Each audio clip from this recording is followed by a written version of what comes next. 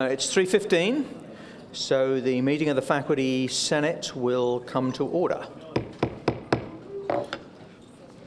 Welcome, everybody.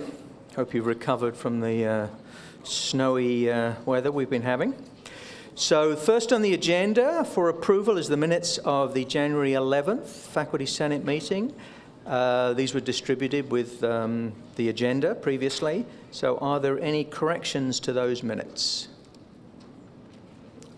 Oh, I'm sorry. I have jumped ahead of the gun here. Excuse me. I'm sorry. I'm going to have to go back here. We need a roll call from Potomac State and WVU Tech. So I see two people at Potomac State. They're smiling at me. So we have two there. And I'm seeing three or four. I see four from Tech. So thank you. I've been informed that we do have a quorum, so we're good. So now I can move on to the minutes. My apologies. So I will read that again. Are there any corrections or changes to the minutes from the January 11th Senate meeting? So hearing that there are no corrections, the minutes are approved as written.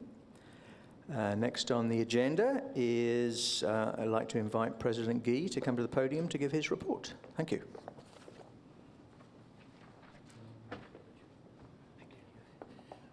Good afternoon, everyone. I like those folks who sit in the back. They capture all the good seats, and then they can leave early.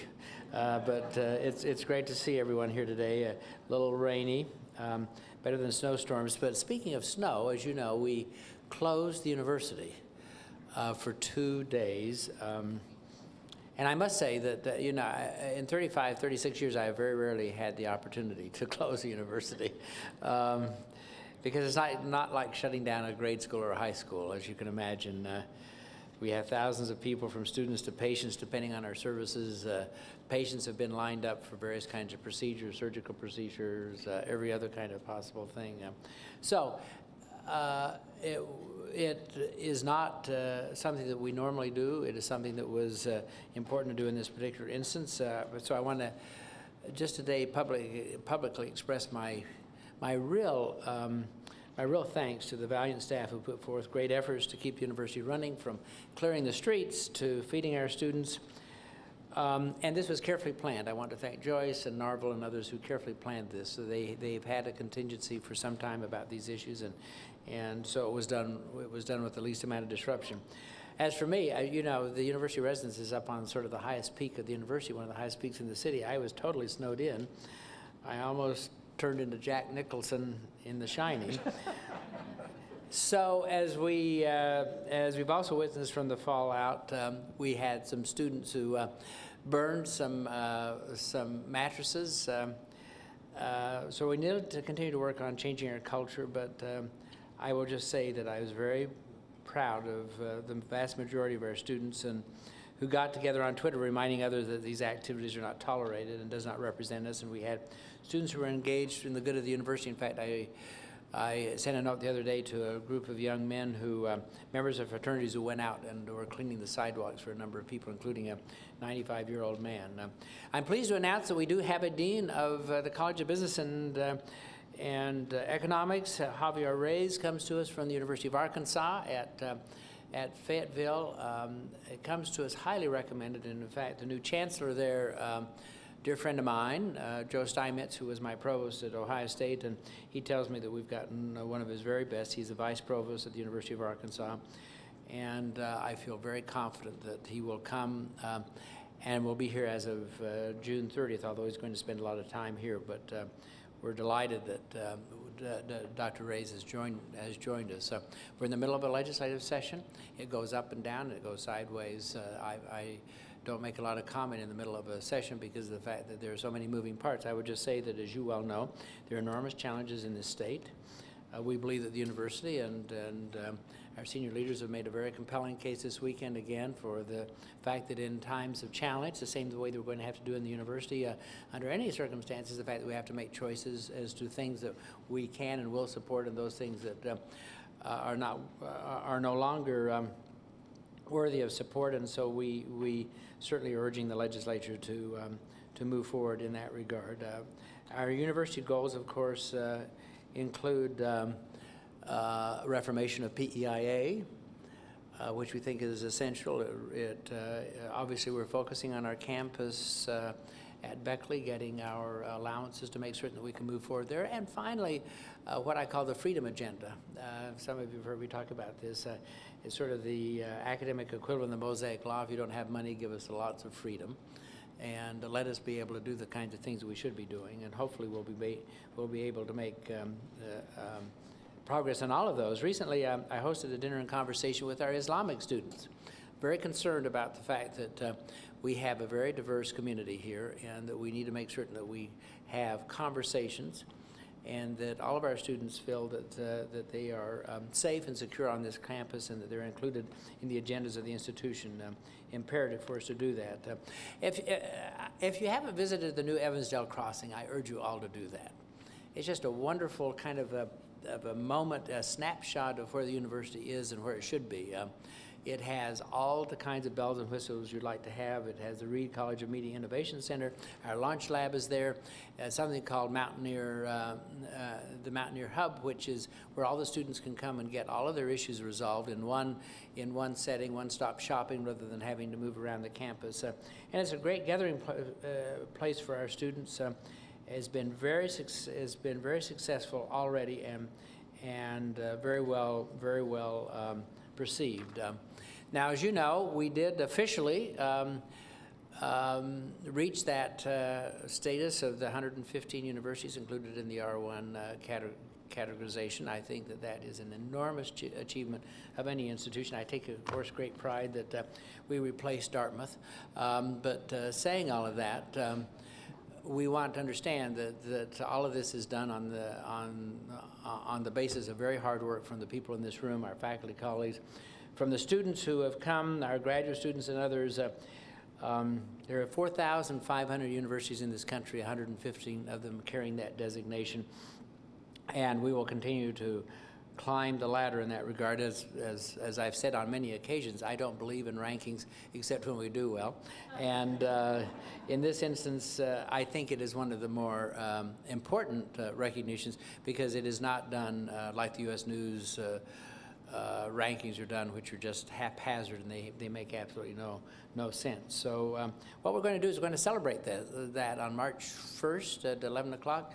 I'm going to give something a little bit, not a State of the University address, I would call it more of where I see us and where I see us going, and some of the challenges, and more importantly, some of the options we have. And then directly after that, I'm inviting everyone to come here to the Erickson, so that we can celebrate the good work of all of our faculty and what they've been doing.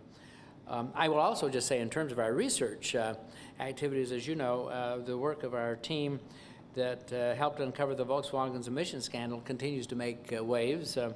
They recently traveled to Detroit to accept the Roadshow Disruptor of the Year award. Thank God they were there and not here. So I'm grateful for their work. Dan Carden's group have just done a wonderful job. They have brought recognition to this institution. More importantly, they've caused a major sea change in the way that all of this work is being done, and our center is just ablaze with new opportunities. Saying that, Mr. Chairman, I have nothing else. I welcome questions from the floor. Mark? Yes, indeed. Can everyone hear me? Yes. Yes. You know, I'm on Mark Presidis, Eberly College, English. I'm on sabbatical, but I couldn't resist. I love you so much. I love you all. And I'm not even up for an Oscar. That's a Sally Field reference, and no one's getting that one. I want to plug one event on March 1st, actually, and maybe I'll bring our guest to this at night, 7:30 Rhododendron Room. Mike Tidwell, who's the founder of the Chesapeake Climate Action Network, will be speaking. He's set up this organization to tackle issues of global climate change on a local level. So if you are an expert in that field or interested in that field and you want to be on the panel with him, please get in touch with me. I'd love to have local representation to talk about this issue with a guy who's devoted his life to it. So that's March 1st in the Rhododendron Room. And kind of associated with that concern about the environment, I wanted to present to you on behalf of a faculty member a sort of theoretical situation, but maybe not so much. So a candidate is visiting us here for looking into being hired here at WVU and sees during a reception in one of our faculty members' houses that that faculty member uses strictly bottled water, not tap water, imports the water from elsewhere, and a conversation ensues about the health and safety of our own tap water, and there's talk about fracking and other environmental concerns, and you, because you're everywhere, just step into this reception, and what do you say to that visiting candidate about our concerns about our environment, our water, fracking, et cetera? Thanks, Mark. I love him. I really do. First of all, I think that I think we all know that we are in an environmentally fragile age. I really do. And many of you know I've served on boards about this. I've served on boards that people would not want me to necessarily serve on because of the fact that I think it's important to have all points of view represented on those issues. Saying that, I think, first of all, if a faculty member comes to this institution, I'd say three things about it. First of all, the university is very progressive in terms of the issues that it's dealing with regarding environmental issues. We have a lot of people.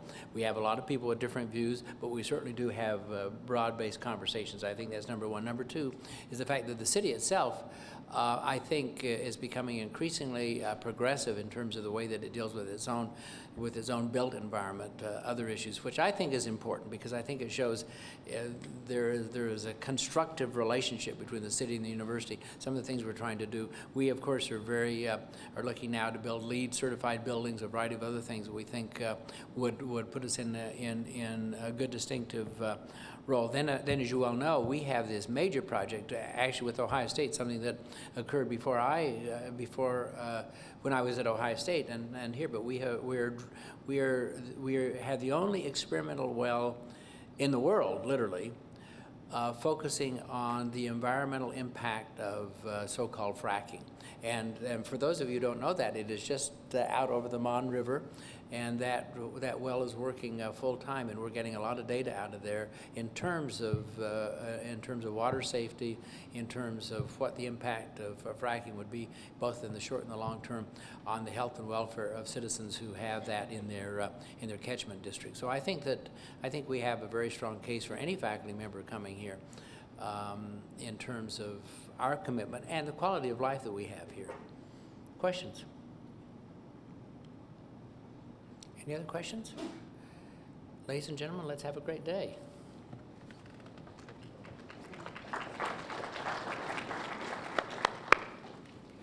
Okay, thank you, President Gee. So now I'll invite Provost McConnell to the podium to give her report.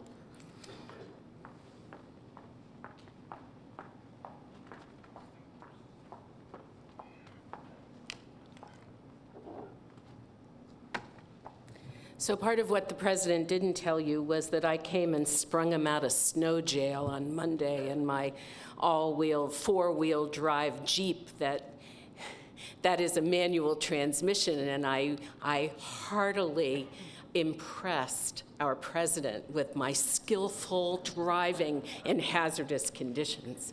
He didn't tell you that part of the story. But we had a lot of fun just, tearing around. Right? So I want to talk about the snow for a minute, just because this is my first time as provost having the opportunity to really evaluate all of the factors that go into making that kind of decision. Thursday, while we were in this, strategy room about what we were going to do, and we're getting constant feeds from Homeland Security and the emergency weather people and NOAA, and no one could predict when the storm was going to hit. And that was one of the real difficulties for us, that no one could predict the time. And we were all sitting there with the knowledge of 2 weeks before, right, those two incidents where It was just horrendous. And so as we were talking, I finally said, and everyone was in agreement, if we can't predict when it is going to hit, we must close. And we must let people know ahead of time that we're closed, because if we don't, what's going to happen is everyone will get on the road at the same time, right, which is what we had experienced. So Friday morning, my wonderful husband brought me coffee in bed. And he said, honey, you should stay in bed. You made 36,000 people really happy today. Which I will always remember, my first time having a role in making that judgment. But as the president said, it's not an easy decision to make, because it's about students, it's about classes, it's about safety of sidewalks and people driving from everywhere, particularly those who drive long distances, but it's also about our patients in the hospital and our physicians and emergency medical and the ability of fire trucks to get around town. And so that was really, really a great experience, and I think we made the right decision. So, and I hope you all support us in that. Following up on that, I just want to thank all of you who also had to make decisions about your students and, you know, whether they had faced unusual circumstances based on weather. And I know that all of you were very generous in taking into consideration all of the weather hazards that they face. So I want to tell you how much I appreciate that and how much the students and the parents appreciate that. If my office is any measure of when things go wrong with parent phone calls, things went pretty well that Friday and Monday. So thank you all very much. There are a lot of wonderful, wonderful, good things happening in academic affairs. Of course, the president already stole my thunder about our highest research activity ranking, and he'll steal it again on March 1st to be able to talk about it in his little mini state of the university. But I, as the provost and the person who's most directly responsible for our academic endeavors and for the success of our faculty, this is what I want to say. We've always known we do more with less. And that is something that we should all be incredibly proud that it's not just that we're Research One. It's that we did it, and we did it with great passion and great commitment and great loyalty. And that's something that we should all collectively really celebrate. And you get to celebrate with the president on March 1st. But I wanted to repeat that because it's not just that we got to R1. It's that we got to R1 doing some really, really wonderful work by some wonderful people.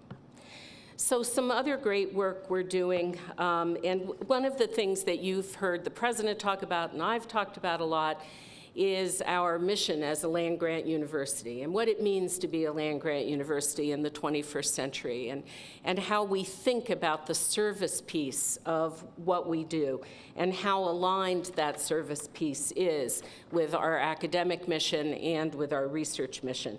And so I just wanted to tell you that there is this group called the West Virginia Public Education Collaborative, and Dean Gypsy Denzine from CEHS plays a really critical role. This collaborative was started by President Gee and President Suzanne Shipley when she was here at Shepherd.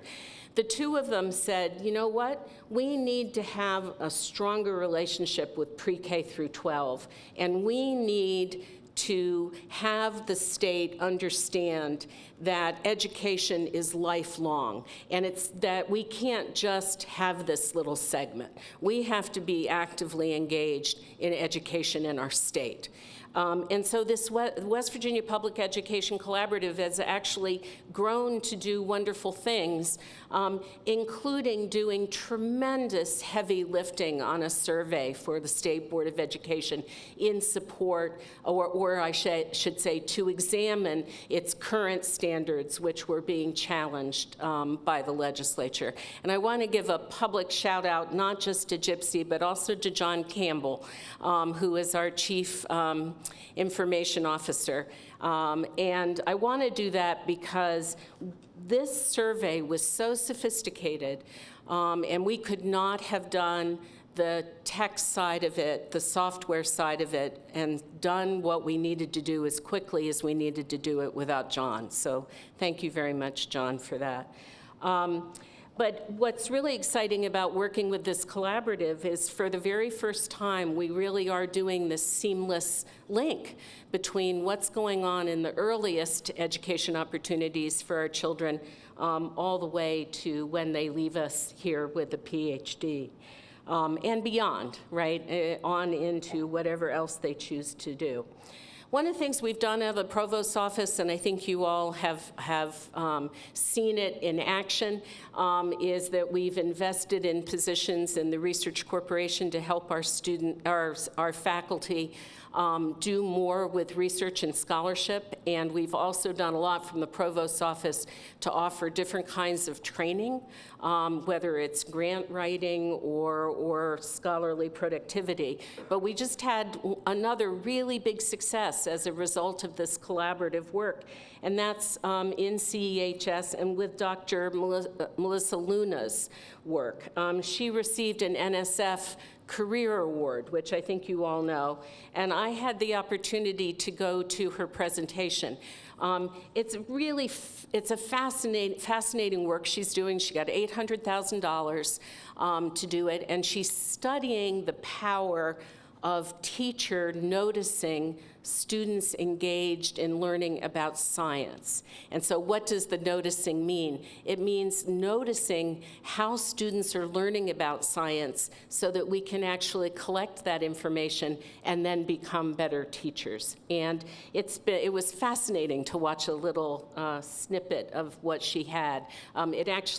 One of the ways they're getting the data is there's a camera strapped to a hat that the teacher wears, and the camera records what the teacher is saying and what the students are taking and saying, and then that can be deconstructed to understand what it is that's effective and not effective. So that's a really wonderful example. Catherine Alslestad in history also should get a big shout out. She just got one of 2 Fulbright Flex Awards, which allows her to go to Germany for repeated trips to do research in Germany. And those Flex Awards are very hard to get, so I congratulate her for that. There are 2 new faculty awards that you can help me with. One is the Cavity Award, which was established by a wonderful alum, and it's for a highly productive faculty member, tenured faculty member, I believe. Let me read this so I don't get it wrong. Highly productive faculty member, which means the applicant pool will be very large. So there you go. Mary Catherine Buswell Award, which is sponsored by the Council for Women's Concerns at WVU. And finally, those Academic Leadership Fellows applications are going to be coming in. And I want to tell you that our first class of academic fellows, I believe, had 3 representatives from Faculty Senate, correct? It had, and 4 presidents, 3 presidents, okay. So Lisa DiBartolomeo, Jennifer Orlikoff, Leslie Cottrell, we're fellows this year, and you can talk to any of them, but we're taking applications for the upcoming year, so it's great. There's so much more going on, but I'll tell you very briefly, we are offering mediation training. Many of you have already signed up for it. We are also hiring an ombudsperson with a 25% allocation to serving as an ombudsperson for support of the faculty who have concerns and interests with university policies. And that is posted right now, and if you know people who you think would be good in that role, please encourage them to apply for it. C.B. Wilson, our Associate Provost for academic personnel is doing wonderful work with the Faculty Incentives and Rewards Group, and the Eberly Group that's been meeting on salary inversion and compression is really doing excellent work as well, and we're hoping to use that as a model for other colleges. So mostly the whole purpose of this morning is to say thank you. Thank you for everything. Take some questions if there are. Oh, yeah. Questions? I think Mark left. Someone, no questions? Okay, thank you. And you all know I'm always available if you have any. Yep. Thank you, Provost. So I'll give you my report now. Try to keep it brief. First of all, an announcement that Steve Kite wanted me to make on behalf of the WVU Advanced Advocates Equity and Diversity Luncheon. This will be held at 2 p.m. on Tuesday, February 23rd. It will conduct a discussion and workshop on how male faculty can build, promote, and sustain an equitable work climate in which colleagues of all genders can thrive at WVU. So if you're interested in attending that workshop and luncheon, please reply to advance at mail.wvu.edu before 15th of this month, 15th of February. I met last week with the Provost Council, which is what used to be called the Dean's Council, and updated the deans on the progress of the SEI. I asked or pleaded with them not to add additional questions to the SEI form, and I believe that nobody is interested in doing that. So as far as I know, we can hopefully take that section of the SEI out, so that will limit the number of questions, which is already quite a few. As the Provost mentioned, the Ombudsman's position has been advertised, so we're looking forward to getting somebody into that position. I've also been working with Tracy Beckley from the Teaching and Learning Commons, with Sude Perutz as well, and we're going to try to initiate a pilot program to help first-time instructors get up to speed on their teaching. So this will sort of extend what's going on in the initial orientation for new faculty. And Jean Salento from engineering has been kind enough to is willing to pilot the program. So the idea here is we'll take first-time instructors or first-time assistant professors who have not taught before. We will try to spend a significant amount of time trying to mentor them, get them up to speed with different teaching techniques that might be required for smaller or larger classes, engage them in active learning and various other different sort of teaching methods. Also, we'll be using some mentors within engineering to help them develop their first-time syllabus for the first course that they're going to teach, and also talk extensively about learning outcomes and how to sort of really write these specifically, and also sort of how to teach to make sure that you're actually able to measure those outcomes and make sure you're doing a good job. So this is sort of expanding on what's going on in the orientation program, and the idea is to hope to sort of take people who are obviously very bright with PhDs, but sometimes we think just because we have a PhD we're great teachers, and sometimes that's not the case. So the idea here will be to really sort of mentor them and give them a running start, a flying start at their first teaching assignment. I have a reminder from CB about Policy 2, which he introduced some language changes a few Senates ago. This is the P&T, the document regarding the P&T issues, where talked about extending the work agreements for TAPs, etc. If there are people who still have comments or still want to make language changes in that, CB will be welcome, or he would welcome any emails or comments on that. This will still go to a 30-day comment period. Hasn't got to that point yet, but if you do have additional comments, please email CB about this. And then the final thing I have to report is finally, after a lot of promises, I can now bring up the new faculty website. So I'm hoping this is all going to work out well. So I'm going to give you a very, very quick overview of what we've done, or I have done very little, but what the other people who have done. So see what we got here. So this looks like the new faculty website. You can see our distinguished chair of the curriculum committee is shown in all his glory there. We have a completely different look now. I won't go through all these tabs. We do have a comment box here, so if you have a comment about anything associated with faculty welfare, you can write a comment here, and that will get directed to the faculty welfare chair. Again, if you have any comments about the Senate in general, they can be directed, obviously, directly to me, or you can put them in this box here. You can write this anonymously, or if you want a specific response, you can click a box, and basically you'll have to input your email address here, and we will sort of guarantee that you get a response. So this was in response to, I think, a proposal that was put forward by the Welfare Committee a couple of years ago about trying to get more faculty input on welfare issues. So we went ahead and inputted that. There's internal grants, so this will be a permanent thing. This will basically just link to the grants page. So this allows a sort of easy access to get hooked up with the travel grants and the research grants and all the other ones that the Senate has basically administers.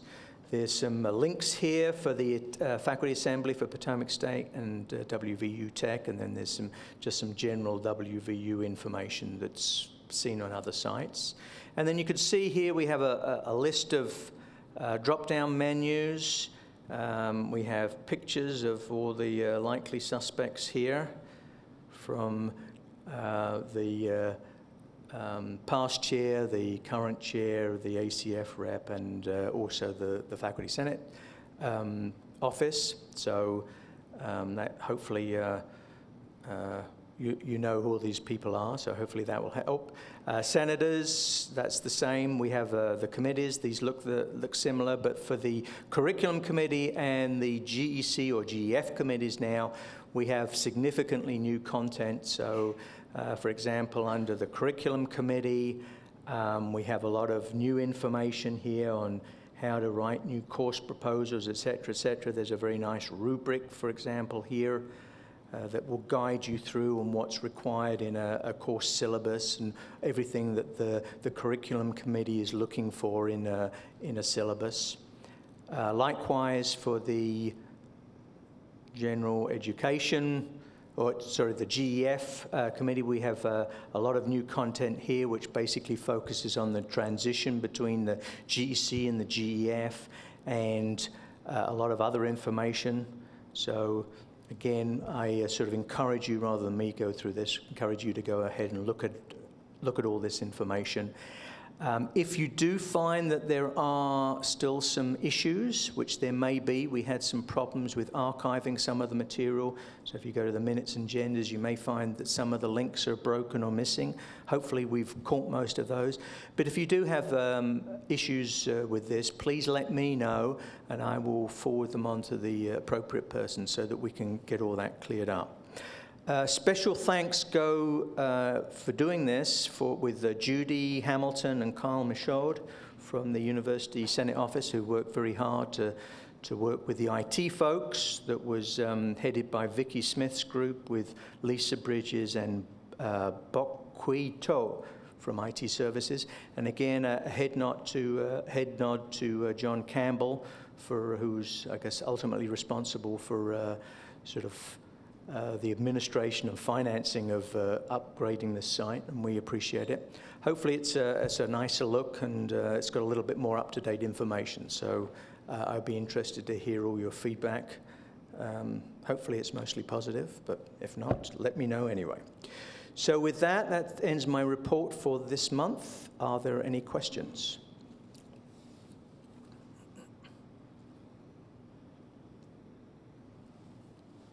Hearing none, I'd like to invite Matt Valenti to give the Curriculum Committee report. Okay, thank you, Richard. Before I give the report, present the annexes, I have a brief report. A few things to update you on. First one is the website. Richard was just showing that to you. And I was the one not paying attention, or actually one of the many that was not paying attention. I was sitting back there and I've learned my lesson, so now I'm sitting up here. And I think Ann Lofaso was the only one paying attention. So for the website, if you go to it, you'll notice there's a lot of information there. We've tried to provide information to help guide you in terms of what action you would want to take. For instance, trying to determine if you're going to put in a new course proposal, a alteration, or a change, for instance. And then you'll also notice in there's this thing called the syllabus builder.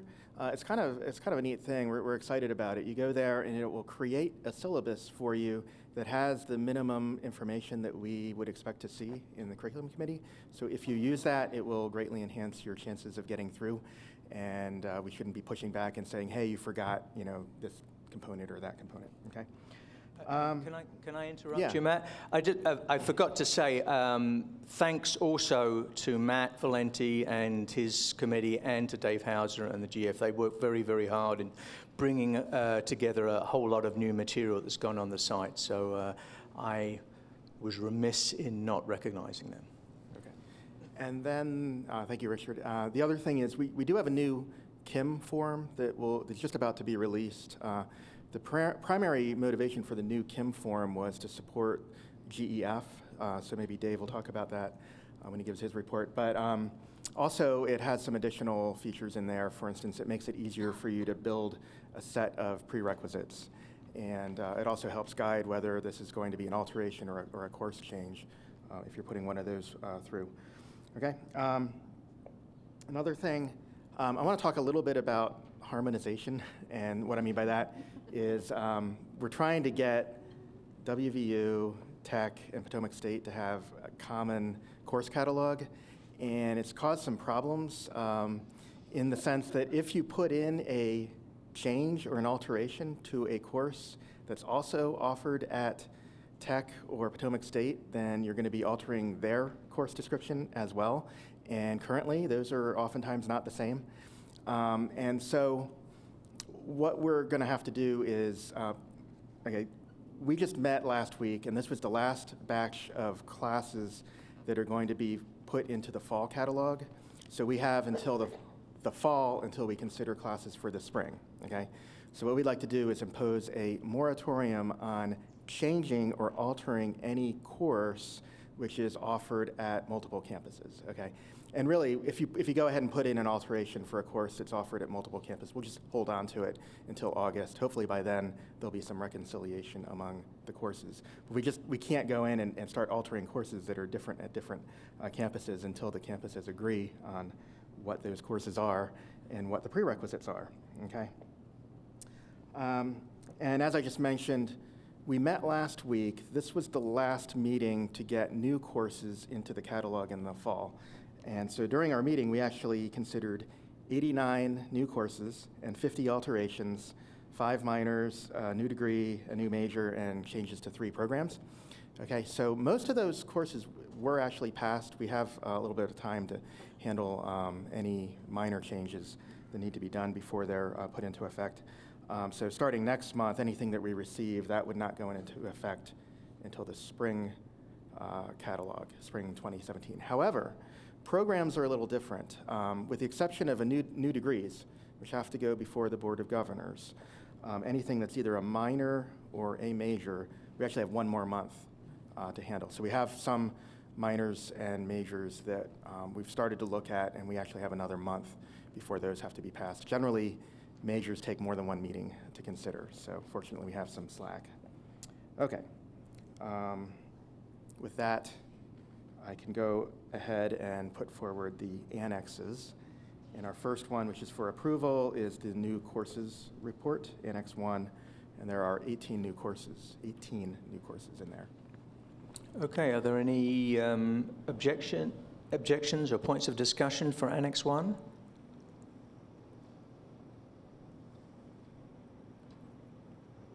Hearing none. All those in favor of approving Annex 1, please say aye. Aye.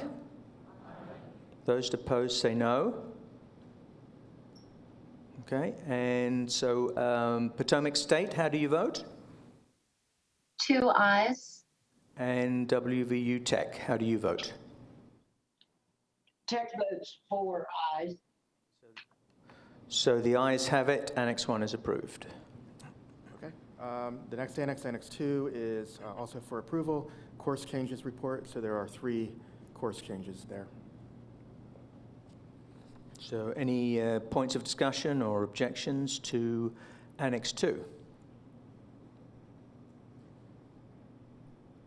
So hearing none, all those in favor of approving Annex 2, please say aye. Aye. Those opposed say no. Okay, Potomac State, how do you vote? 2 ayes. And WVU Tech, how do you vote? Tech votes 4 ayes. So the ayes have it, and Annex 2 is approved. Okay. So now Annex 3, which is for information, it's the Medieval and Renaissance Studies minor.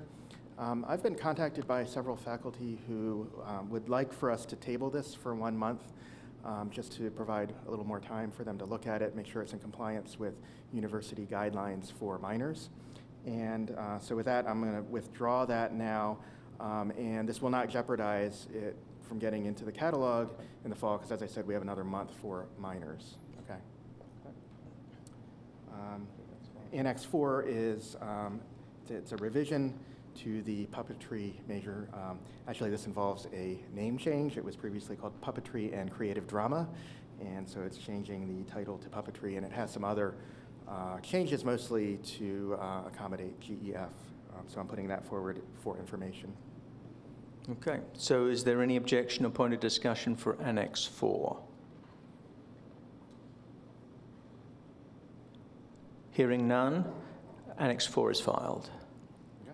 And the last item is Annex 5, alterations report. So this has 8 alterations, a new subject code, and 1 course deactivation, which I put forward for information. Okay, so again, is there any objection or point of discussion for Annex 5? So hearing no objection, Annex 5 is filed as well. So thank you, Matt. So next on the agenda is David Hauser from the GEF committee with his brief report, I believe.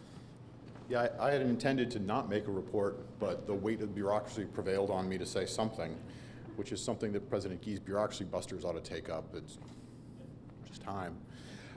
So very quickly, the new website contains a lot of information about the transition from the GEC to GEF. That's something our committee worked on extensively throughout the fall.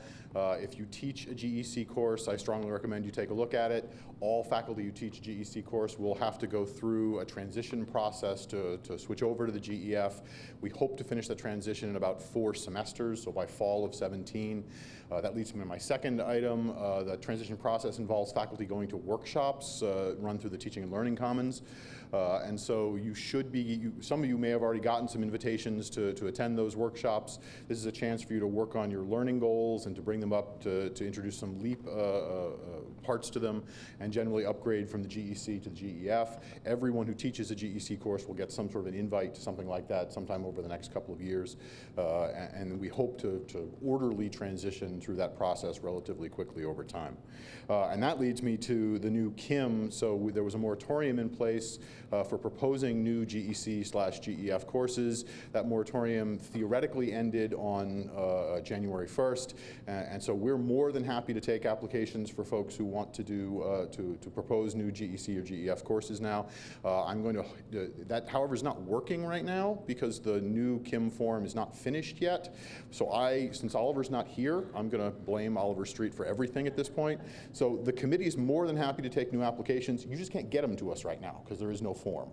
So that will hopefully come up relatively soon, and you'll be able to propose new courses. Last point is I brought cake to the last meeting, and it was enjoyed by all. The bureaucracy thanks you. So next up, I'd like to invite Sean Frisbee to the podium. He is the Director of WVU Alumni Association and the WVU VP of Alumni Relations. Welcome. Thank you, Richard. Let's see if I can make this work here. All right, I'm gonna step out, walk a little bit. I hate standing behind a podium. So first off, Richard, thank you so much for inviting me to come and talk for a few minutes about the Alumni Association and some of the changes that are happening. I've been here on campus for 3 months now, and it truly is an honor to be back here at WVU leading our alumni relations. So what we have up here is a picture that we built that talks to the strategy that we're beginning to develop and beginning to employ going forward. And this is what I wanted to talk to you about today. The Alumni Association over the years has been known to have great events. We've got a beautiful Erickson Alumni Center here, and I'm glad that you hold your meetings here and you get to enjoy this location. But we're expanding and doing a whole lot more. We have a fantastic network of 185,000 alumni, and we want to be able to tap into that network, and we want to utilize our alumni in a whole lot more valuable manner than what we have in the past. And so what you see up there at the top are 3 pictures. And this is what I would call our customers. So we have our alumni, and that's the one that everybody thinks about when you think about the Alumni Association, are those that have graduated from the university. But the one in the middle, I think, is just as important, and that's the university. That includes the students, the faculty, and the staff. From a student standpoint, that is our future, and those are our future alumni. And what I don't want to have happen is what happened to me, and that is I walked across the stage, and I got my diploma, I took a picture, and then the Alumni Association hands me a membership application. Please give us $50 and you're a member of the Alumni Association. I want students to be engaged with our alumni the day that they step on campus.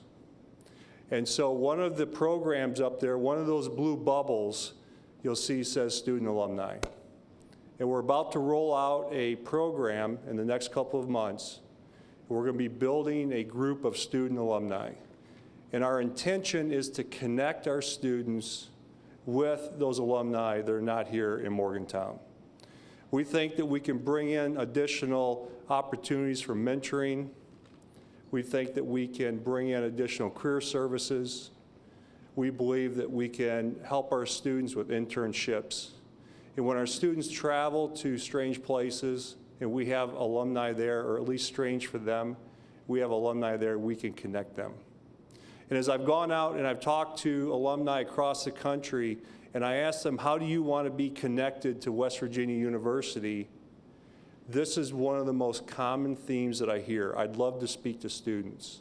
I'd love to mentor students. I'd love to know what the students are thinking these days. There must be some way that I can help a student. And so we're really going to be pushing hard and working hard to engage our students from the get-go. Our faculty and staff, how many of you got an email from me about our First Friday happy hour that we did for faculty and staff? And that's so disappointing because everybody should have gotten that email. We've got a problem with our listserv. So I apologize if you didn't get that email. Last Friday, we did the first of a monthly happy hour here at the Kennedy Club Room for faculty and staff. And the intent is to bring faculty and staff here to the Erickson alumni, get a chance to have some collaboration across departments, across schools and colleges, and hopefully also allow us to learn who you are and find out how we can help you.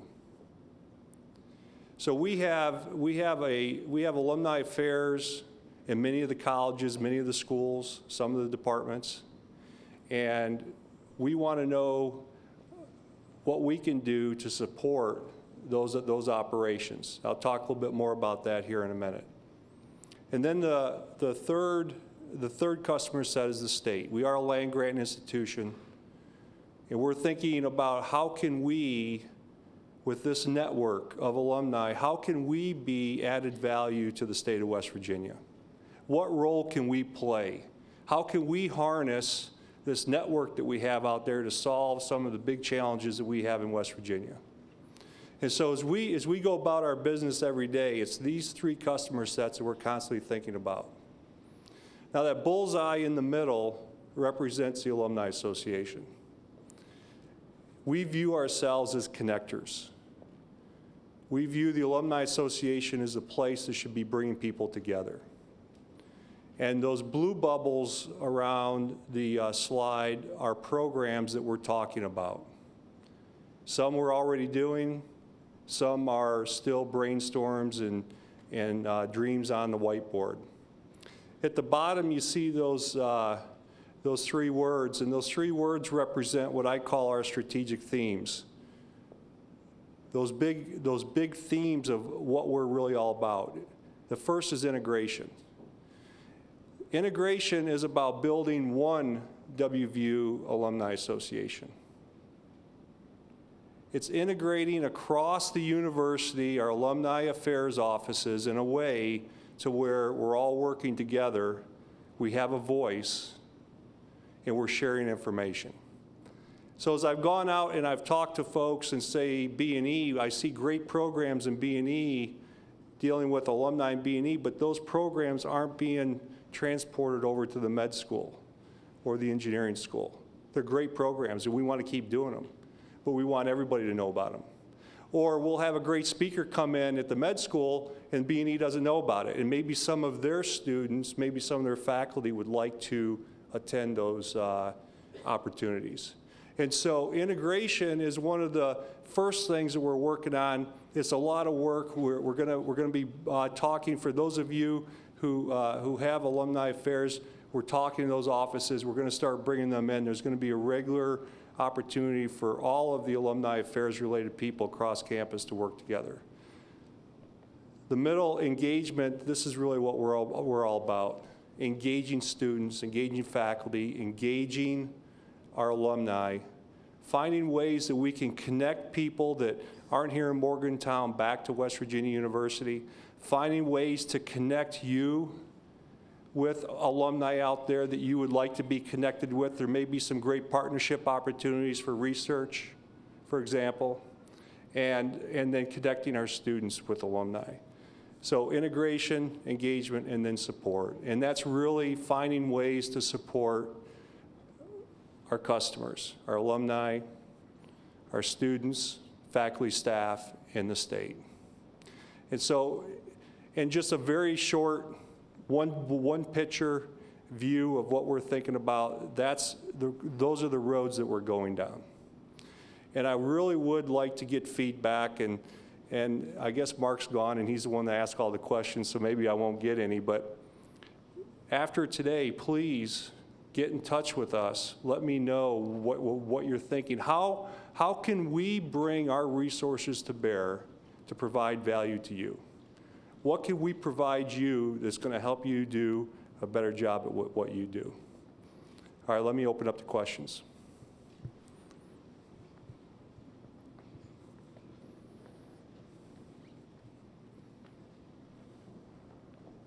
Parviz Famuri from Statler, and I'm not Mark, and I don't want to be Mark. So my question is, welcome.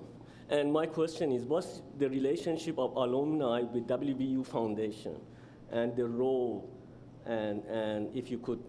Yeah, that is a great question, which you're never supposed to say that because that just means I'm thinking, right? No, but seriously, it really is a good question because in the past they have seemed to really overlap a lot. Simply put, and these are actually President Gie's words, here's what it is. The Alumni Association, we are the friend raisers of the university. The foundation, they're the fundraisers. My job is to make friends. My job is to engage people. Cindy at the foundation, her job is to raise funds. Now, let's be realistic. The more friends I make, the more funds she raises. And so we work very, very closely together. And when I travel and I'm talking to alumni or I have events, Cindy and the foundation, her folks know what we're doing. And in fact, she has one of her employees on my staff. And many of you know Nicole Riggleman. She does a great job, and she's with me all the time. But my primary job is to engage and to raise friends.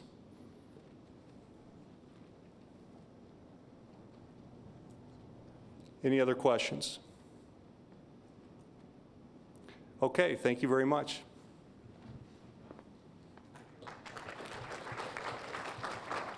Sorry for taking the mic. Oh, that's fine.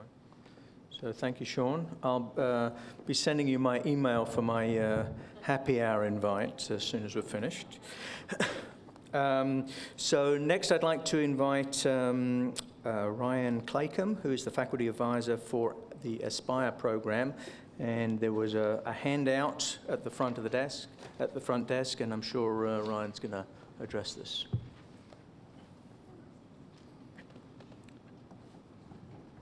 As soon as I pull up the Aspire webpage.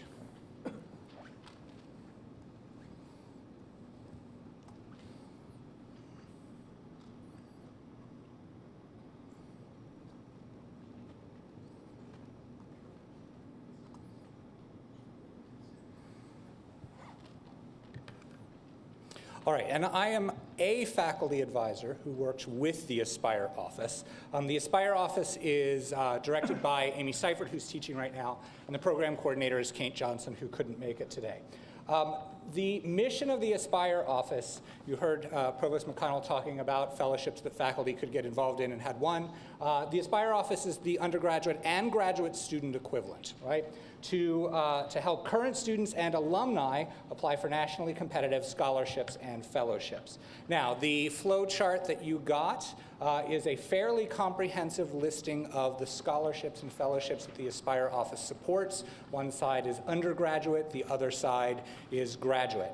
Let's see, I'm supposed to pull up this isn't my website, so I'm navigating it a little bit. I am here partially because I'm the faculty program advisor for the undergraduate and graduate Fulbright Awards, and also nominally the faculty advisor for the Gilman Awards.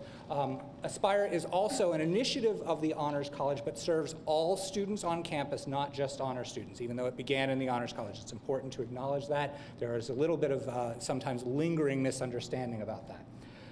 In the last 3 years, the Aspire office has had some outstanding results. It's important to note that we've had outstanding results because one of the big things that Aspire deals with as an obstacle is that WVU students, the flip side of their humility is that they don't often believe that they are competitive for these kinds of awards. But we've had an amazing track record.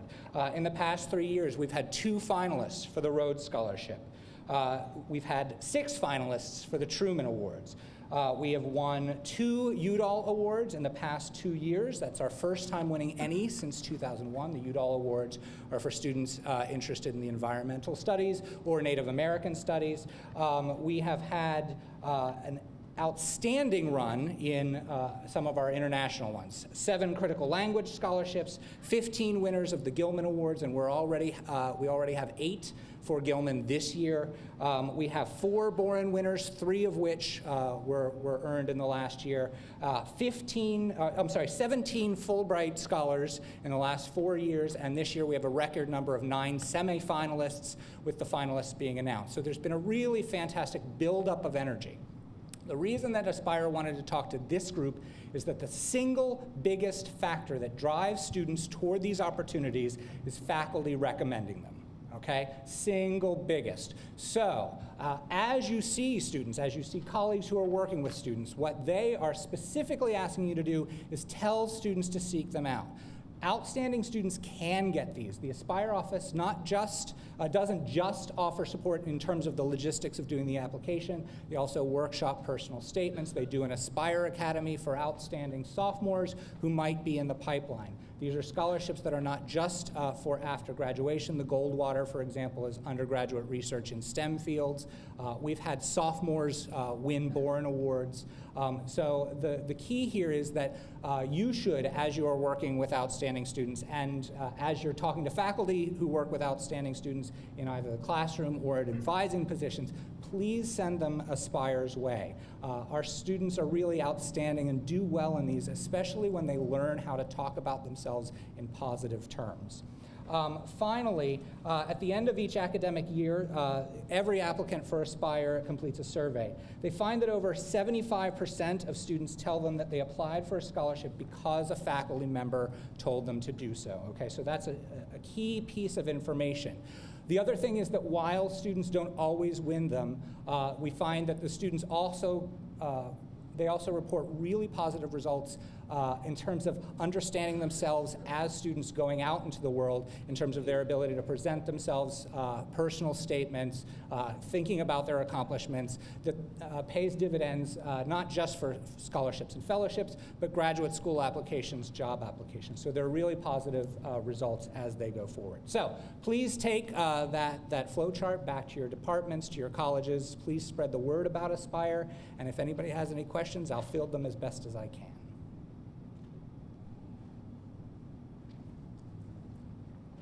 Sean Tu from the law school. Do you also offer these programs, or at least the personal statements, for professional schools?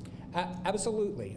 So for example, I'll talk about the Fulbright Awards. Fulbright Awards are for undergraduate students and graduate students. And those are anything on the back of the sheet are all graduate student programs, and so professional schools would fall under that. We've, in fact, we worked with a law school student who was looking for a graduate Fulbright just this past year. Hi, Ryan. Matt Valenti from Statler.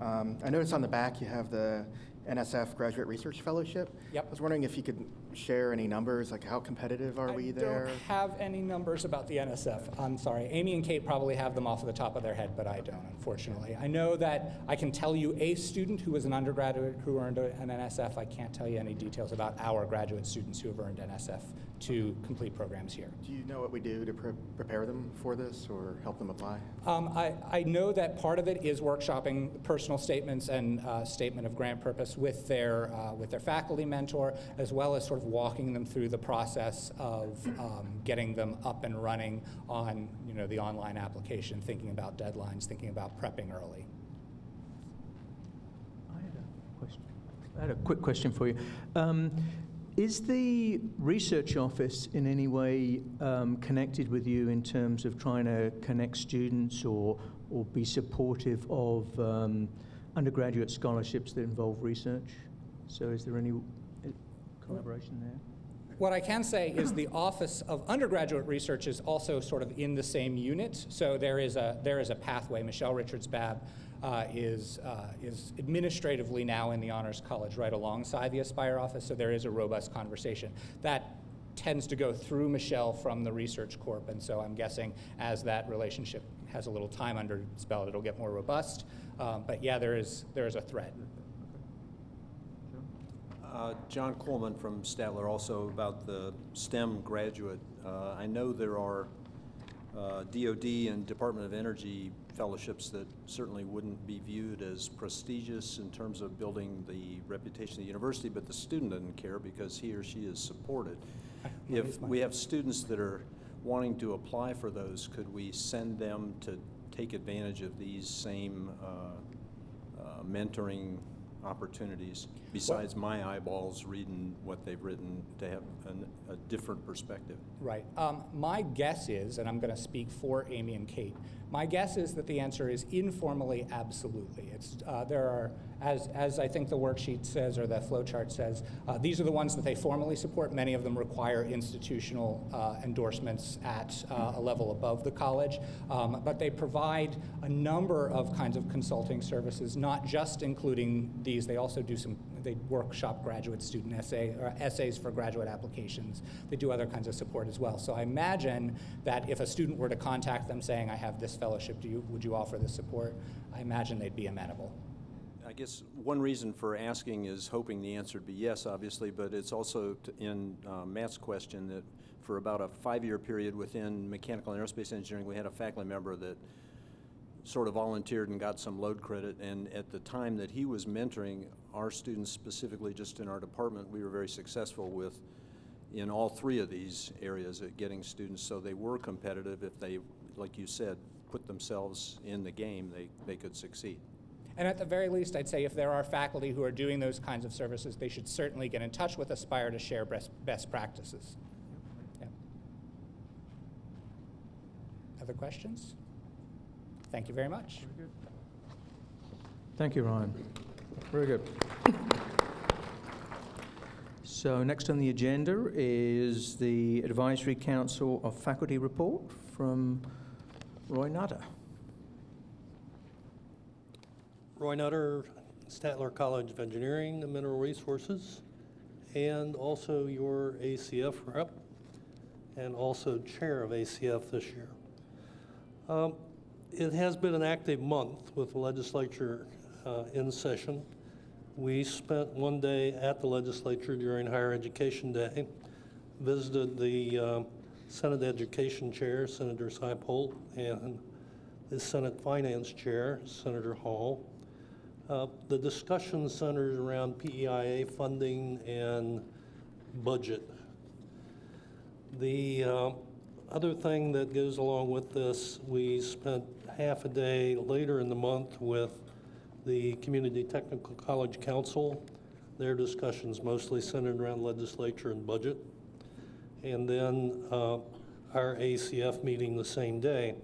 At the ACF meeting, there was a couple of things. One, again, legislative, which I want to say more about. But another one was some consternation by faculty from the other schools looking at WVU with the thought that WVU seems to want to take over four-year colleges. And I sort of said, what? I have not heard that before. And they said, oh yeah, WVU is going to take over the four-year schools, or Marshall's going to take over the two-year school. And that's the way it'll be. And I said, well, that's interesting. I haven't heard any of that. I really don't think that's probably going to happen anytime soon. But be aware that those faculty are very upset, and their president seemed to be pushing the buttons to keep them upset. All right, let me talk about legislature for a few moments. Some of the critical bills that we need to be watching, or at least I think we need to be watching, Senate Bill 369, which reduces the number of reports from higher education to the legislature. Part of that reducing bureaucracy thing looks like it's actually going to move. It's moved through the Senate already and in the House Education Committee. Senate Bill 386, which is the bill to remove requirements for WVU IT headquarters to be in Montgomery. It's in Senate Education, but I understand that the House bill is expected to move probably within a week. So that one seems to be at least generating some activity. Those are probably the only two Senate bills that really jump out.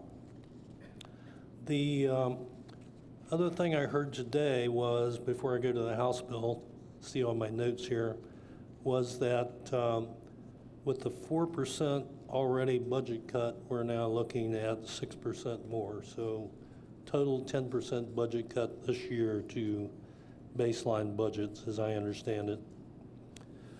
All right, now back to House. The House bill, I guess ones I would look at are 4002, which is essentially says that any new rules that are promulgated, and rules are promulgated by EGPC, by the mining group, by agriculture, by everybody that works as a department in the state government. New rules sunset after 5 years.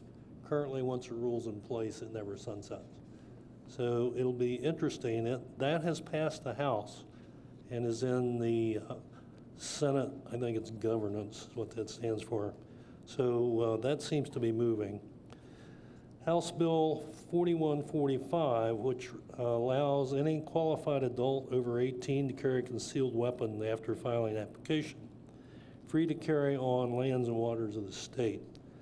Appears that probably will pass from what I see.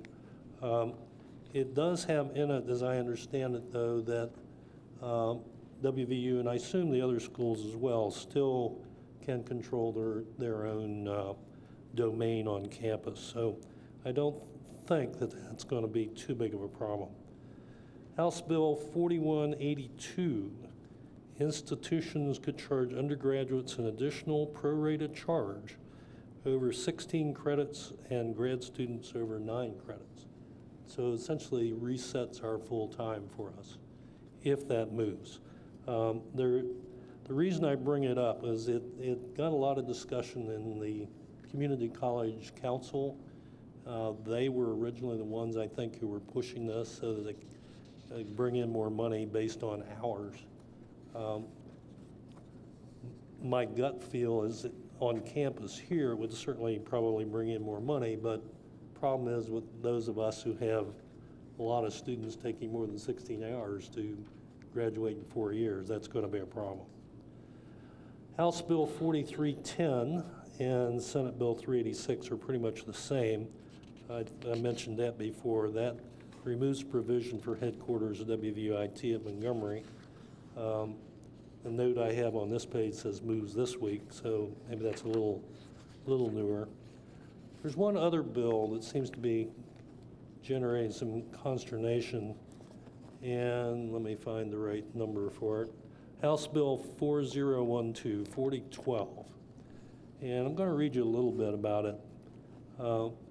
Relating to establishing the West Virginia Religious Freedom Restoration Act to ensure that in all cases where state action substantially burdens the exercise of religion, strict scrutiny is applied to provide claim or defense to a person or persons whose exercise of religion is substantially burdened by state action. Now, there was a lot of discussion this morning that brought this to my attention, and I read through it and sort of went, what's new? So I didn't really follow why the big concern with this. And after I spent some time looking at it, I also had some concern. I think we need to pay attention to this. This bill was originated, I guess, as a federal bill in 1993. It was passed by the U.S. House unanimously. It passed the U.S. Senate with only 3 voting against it. Bill Clinton signed it into law in '93. I'll find the date in a minute. In 1997, it was held unconstitutional by the United States Supreme Court related to states. It did not hold it unconstitutional related to the feds. So again, I don't quite get this, right?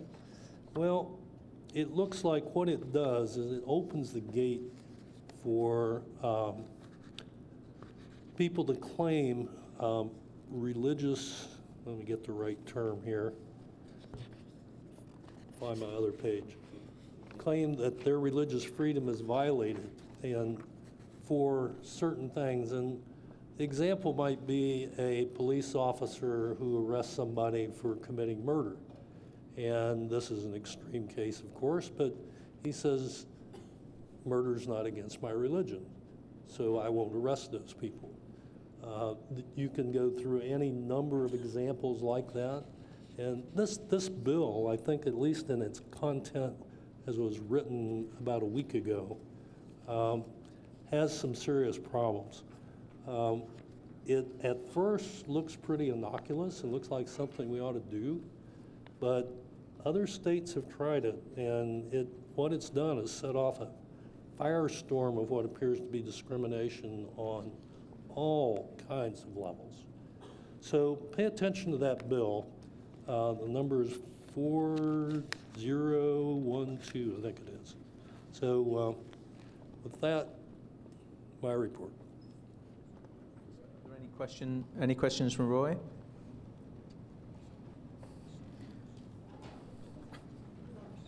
Sorry. About this bill, I've also heard a lot of problems, concerns about it. So the question is the Faculty Senate or the university going to be doing any lobbying about it? You going to talk about that, Lisa? Okay. I will answer for Lisa under new business. She has some things she's going to say. Any other questions? I had a comment. I mean, maybe it's just me and my cynical nature, but HB 4182, about what defines a full-time undergraduate. So if it goes up to 16 hours, 8 semesters is 128 hours to graduate. I'd just like to point out that that's basically what the average number of hours that we had before we went through this 120 hours to graduate. I mean, talk about going around in a circle. Maybe I misspoke. 12 hours full-time, but if you want to take 16, they're going to charge you the same until then. If you want to take 18, they'll charge you more.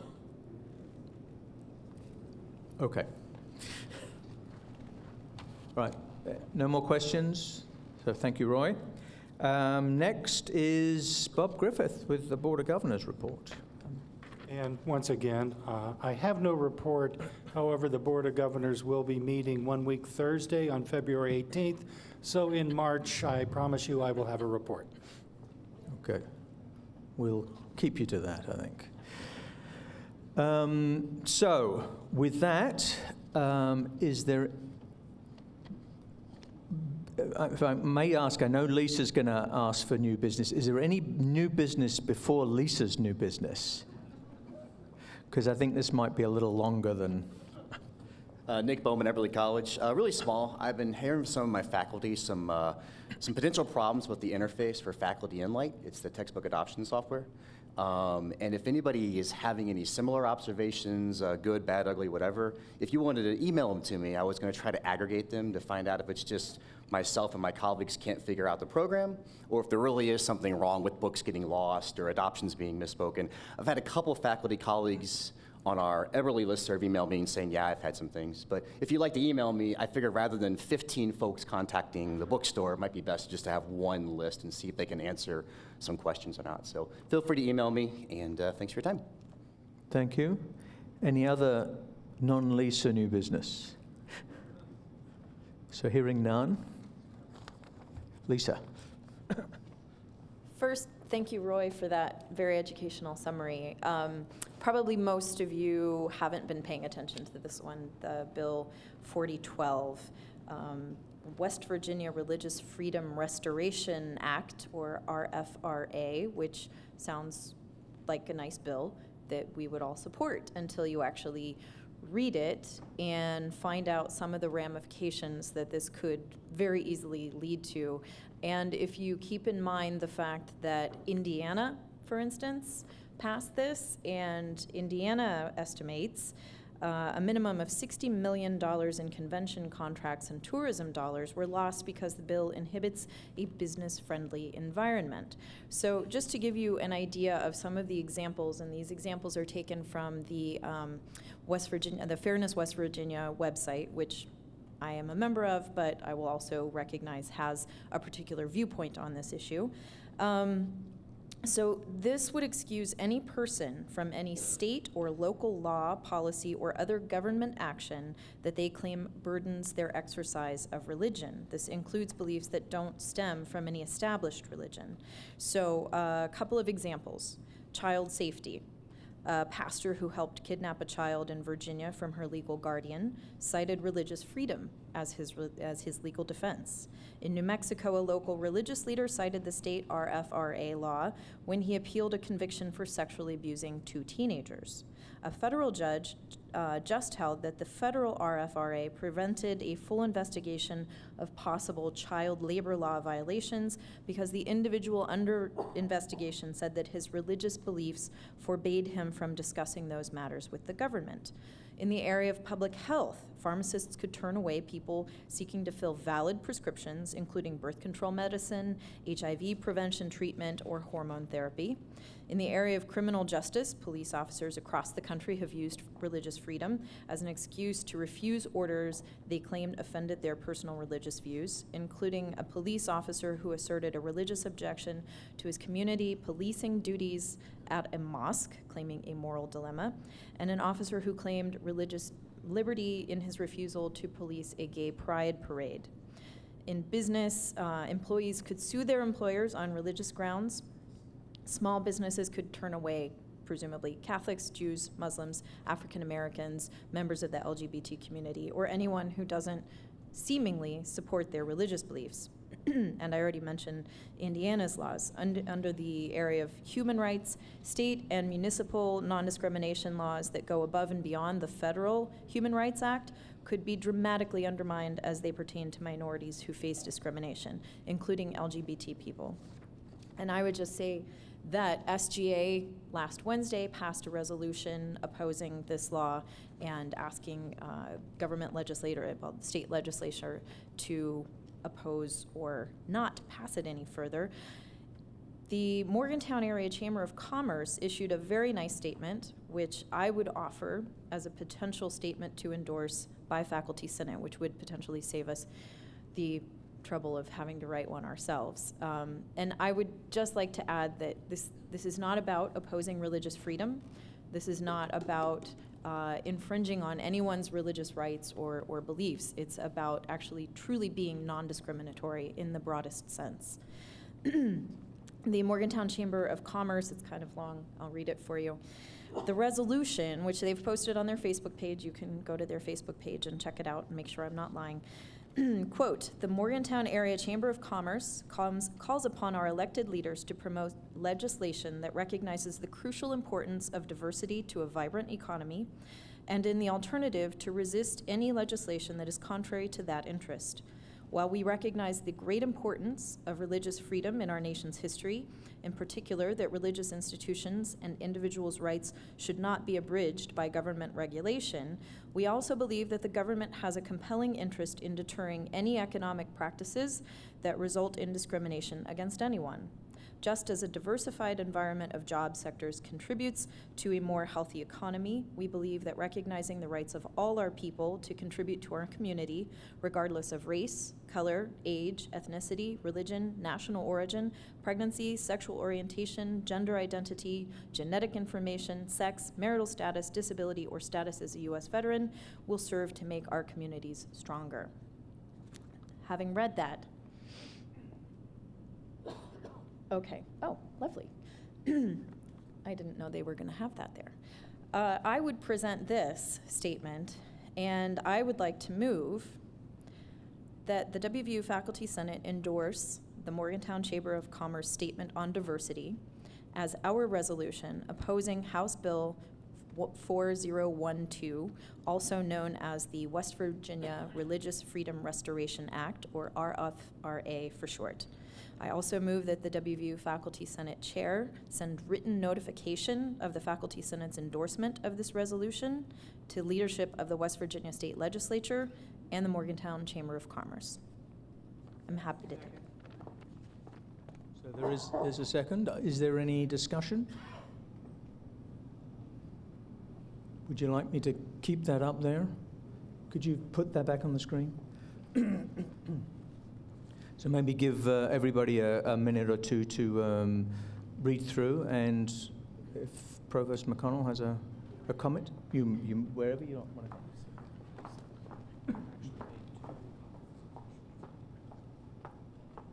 This is quick. I just wanted to say that this is also the university's position.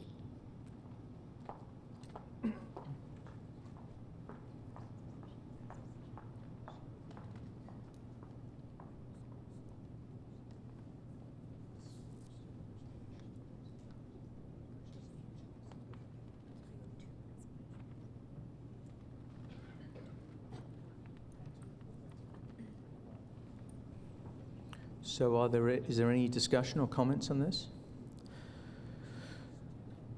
So for the record, the motion is to... Two motions? Yeah, okay, so the first motion is basically for the Faculty Senate to support this, and then the or endorse it. Do you want me to read it again?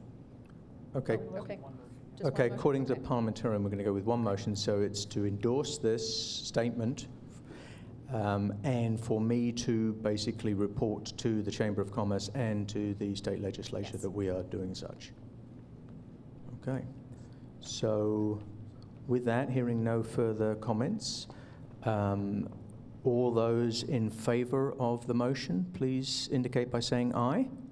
Aye. Those opposed say no. Potomac State? Potomac State has 2 ayes. And West Virginia Tech? WVU Tech votes 4 ayes. Okay. Thank you. So the ayes have it. Thank you. Very good. Okay. Is there any other new business? So since there is no new business, other new business, may I have a motion to adjourn? Second?